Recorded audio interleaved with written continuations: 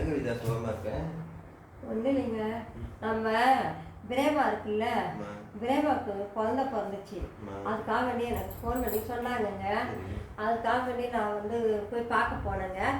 பார்க்க போனப்ப பிரேமாவோட மாமியார் சொல்கிறாங்க, பிள்ளைய தூக்காத அப்படின்னாங்க.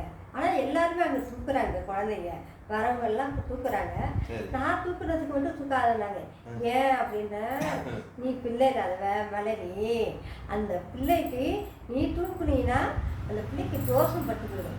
அதனால் நீ பிள்ளையை தூக்காத அப்படின்னு சொன்னாங்கங்க. நான் போயிட்டு அவமானத்தை தான் வந்தேன். எதுக்கு அவங்க வந்து நம்ம சொன்னதுனால தானே போனேன், இல்லைன்னா நான் போயிருப்பேனா? எதுக்கு வந்து என்னை கூட்டி வச்சு அவமானப்படுத்தணும்? போயிட்டு வந்தது தப்பாது. நம்ம குழந்தை இல்லாதது நம்மளுடைய தப்பா இல்லை நம்மளுடைய குறையா? ஏன் இப்படி வந்து அவங்கலாம் சொல்கிறாங்க? நம்மளுடைய குறையா நம்மளோட குத்தமும் கிடையாது. பார்க்குறவங்க கண்ணுலேயும் மனசுலேயும் தான் இருக்குது. அதை பற்றி கவலைப்படாத. ஊர் அநேகம் பேசும், நம்ம இதை பற்றி கவலைப்படக்கூடாது. என்ன நம்மளுடைய இது என்னன்னா, ஆண்டவர் நம்மளை அப்படி தான் வச்சுருக்காரு. சந்தோஷமாக இருக்கணும். உனக்கு நான் குழந்தை, எனக்கு நீ குழந்தை, என்ன சந்தோஷமாக இருக்கணும்.